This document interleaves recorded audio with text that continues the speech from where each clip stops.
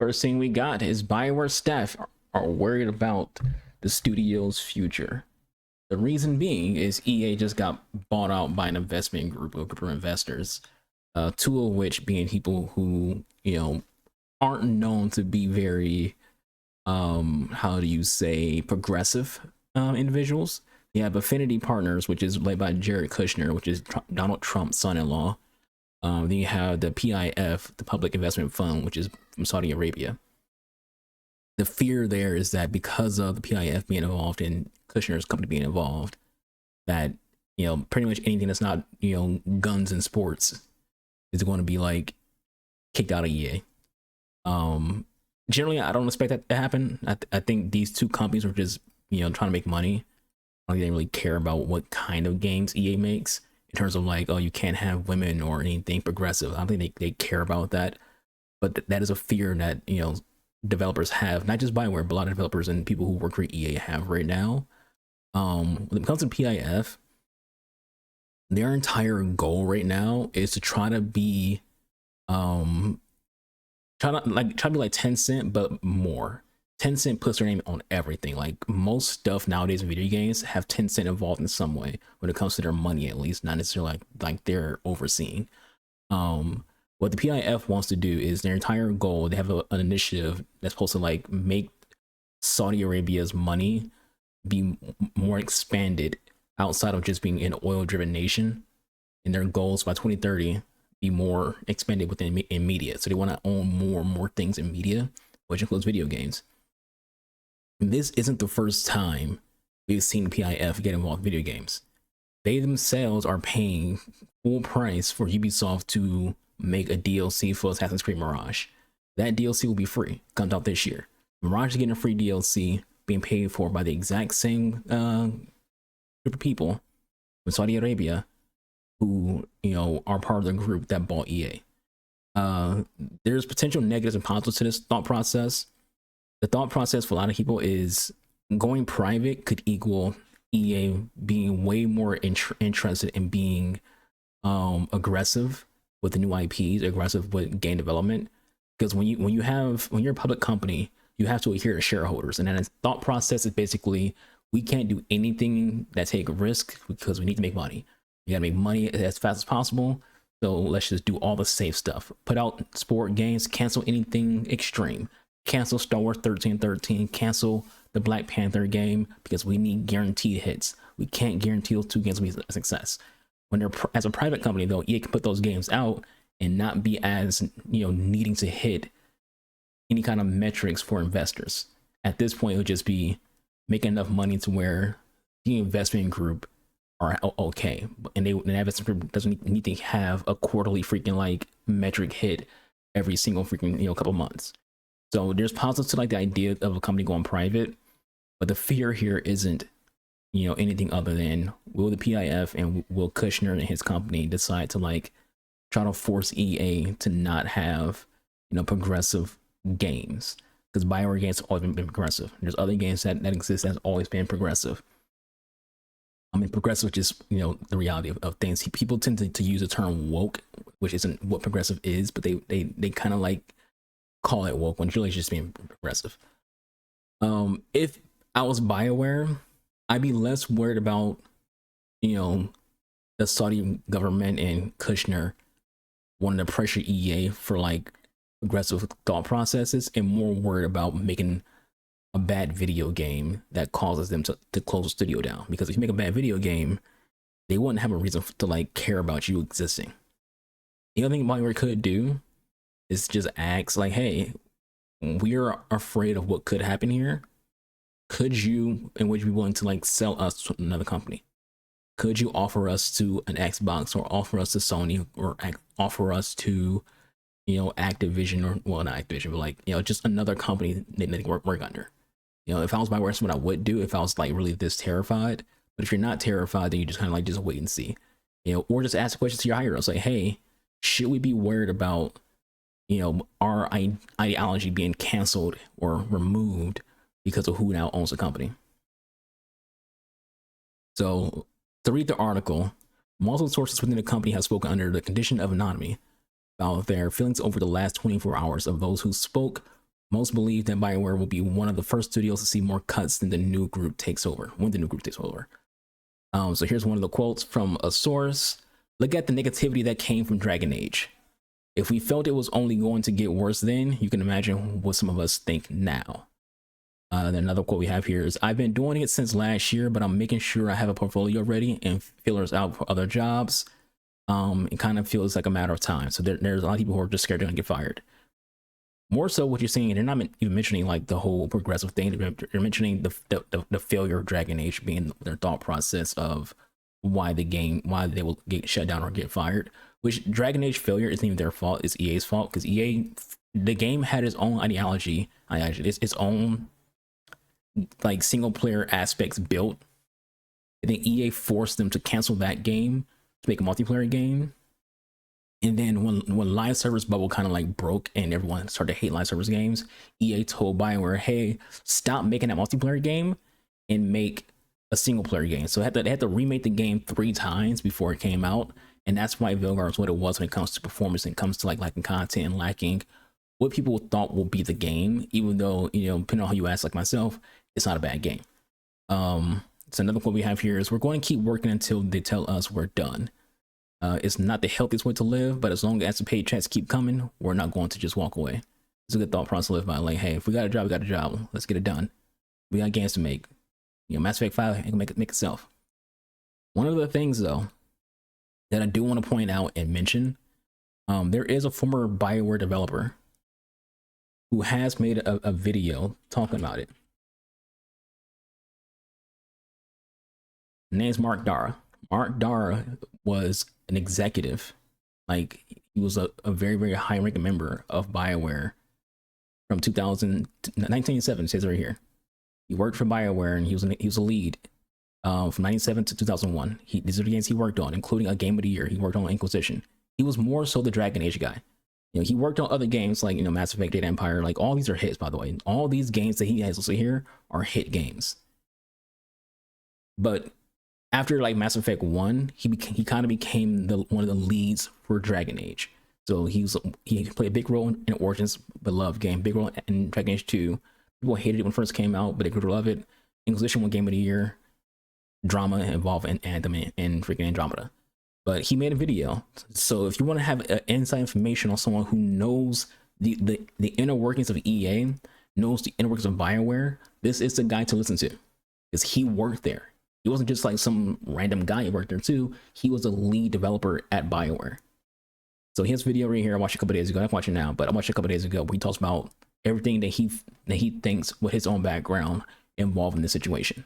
So I do recommend watching that. We'll put that video in chat actually. For YouTube purposes, we'll put this in the description box or in the comment section. The other big news, this is the one that we need to talk about. So we'll do this one first because this can lead into that one. So Xbox is raising the Game Pass prices again because they've done it before. And in some places that price increase has gone up by 50%. Other places by 10%, but there's a place out there where it literally has gone up, you know, by 50%. We don't need to read the article. We can just talk about it essentially.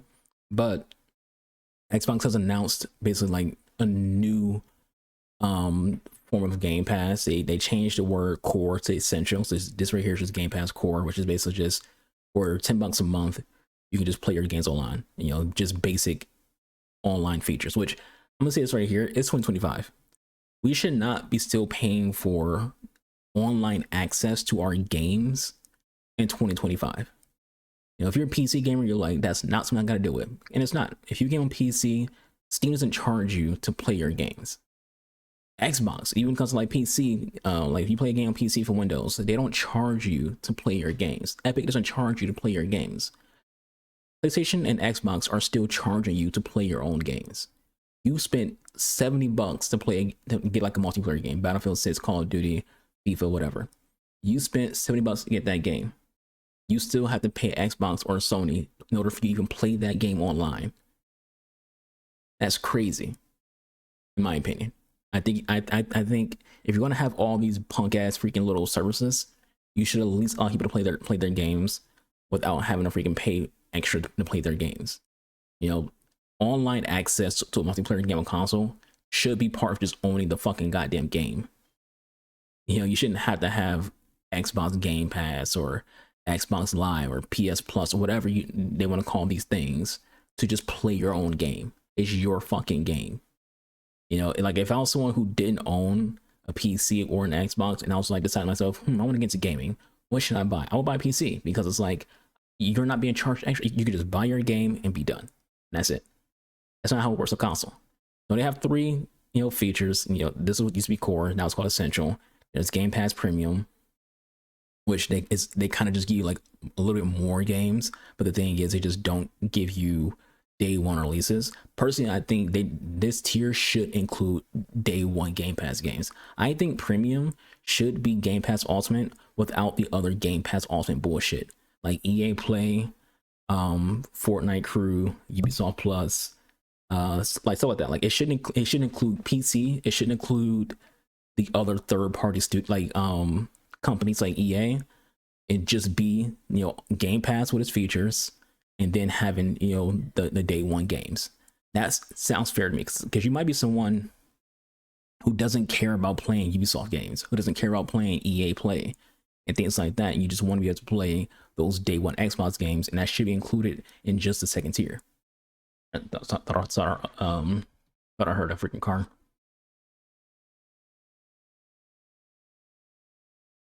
Where was that?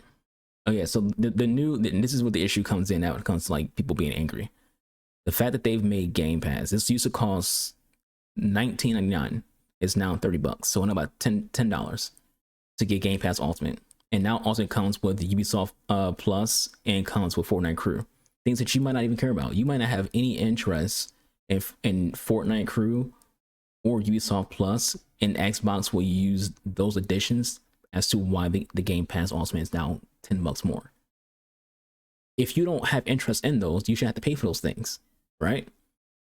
So because of this, the page that you can go to cancel your subscription has crashed. People are trying to cancel their Game Pass because they're not happy with this. They're not happy that they just increase the prices, and they can't use the excuses of like tariffs or things like that, because this isn't something that you're shipping overseas, like it's an online digital thing, so it should be impacted by tariffs. And the biggest issue that I have with this kind of stuff is it comes off as incredibly tone deaf by Microsoft and the Xbox leadership to increase the prices of these things when people are unemployment's at an all-time high. We're probably going to end up going into another recession. There's a government shutdown in the United States. There's people are broke, and they don't have as much money as they would like or as they would want, and gaming is like their escape. And instead of being able to like enjoy the games that they've been able to enjoy for a while, they see corporate greed going, hey, we want more money out of you. Like, we know you're enjoying these games, but we want more. We know we've already increased the prices on other things. Increase the pricing again because we want more. And you can make up like little excuses for like why it's still a good deal to get Game Pass, because you have access to day one releases from Xbox and day releases from like other games as well. But it's like, it's still too much. And you got to think about not just yourself. Like if you're someone who's well off and it doesn't like really hurt you that much, cool. But you got to be considerate for others and the other man in like that exists, and it hurts them. So group economics is a thing, and you got to fight the corporate greed. You have to. This is bullshit. People should complain about this, and Xbox needs to stop being tone deaf and understand people aren't happy with this, and this could lead to them losing a lot of money. A lot of money. Your goal is to make money. This could cause you to lose a lot of money. You might lose more money within the next few days, and a few weeks, and a few months than you will gain money from doing this change. And again, I say this: if you're gonna make these changes, you have to keep people other options. You have to make it to where online console multiplayer is just part of owning the goddamn freaking platform. you know, not paying extra for it because you already bought the fucking game. You got to give people the options where they can still get the day one releases for Game Pass, but not have access to PC Game Pass, not have access to cloud, not have access to EA Play, Ubisoft Plus, if they don't care about that kind of stuff. If you're someone who is a console player, you don't care about access to being playable on PC. It doesn't affect you. You don't want to pay extra money something that doesn't affect you. If you don't want to play Ubisoft games or EA Play or Fortnite Crew, you shouldn't have to be paying extra for things that don't affect you. Options are the greatest thing that you can give somebody. You give people the option. Like, give people the option to like just build their own fucking package. You know, like let's say like have a theory. Theoretically, you have a fourth option where people can build their own bundle, and you tell them the price of what that would be based on what they built that is. So let's say I'm someone who just wants to play online games. I don't care about cloud gaming. I don't care about the Riot benefits. I just want to have online gameplay. I want to have day one releases and access to the Game Pass, you know, catalog. I should have a tier for that. You know, like tell me, like I pick those options on a computer or wherever. And you tell me the price of what that would be. I'm having just the Game Pass catalog, day one releases, and online multiplayer, and that's it. You know, it's just an option instead of just saying, "Hey, you're spending $10 extra for things you don't care about." So speaking of that, I mentioned before they're adding Ubisoft Plus. Ubisoft Plus being added in means there's going to be a lot of games being thrown into Game Pass, which people say that's the good thing about Game Pass. But again, if you don't want those games, you should have the option to not have to pay extra for that. So 90 new titles are coming to Ubisoft. Ubisoft coming to Game Pass, including 14 Assassin's Creed titles. So you're getting Hogwarts Legacy on PC and console. Assassin's Creed 2 only on PC. Console will get Assassin's Creed 3 Remastered and Black Flag Remastered, which is getting a remake. Freedom Cry will be PC only. Brotherhood PC only. Liberation PC only. Revolutions PC only. China, India, and Russia on all platforms. The other Assassin's Creed games are all platforms. You get Child of Light, Far Cry 3, Far Cry Blood Dragon, Far Cry Primal, some game called Hungry Shark, Monopoly, Oddballers, Prince of Persia, Rapist Invasion, Rayman Legends, Skull and Bones, Gothic vs. the World, Starlink, The Crew 2, South Park: The Stick of Truth, Ghost Recon Breakpoint, Rainbow Six Siege Extraction, that's a dead game, The Division, and Division 2, just Dead Division. Why would you want to play Division 2 and Division 2? That's for Ultimate. Premium gets access to other games. They don't get access to any of the Assassin's Creed games. You get Premium.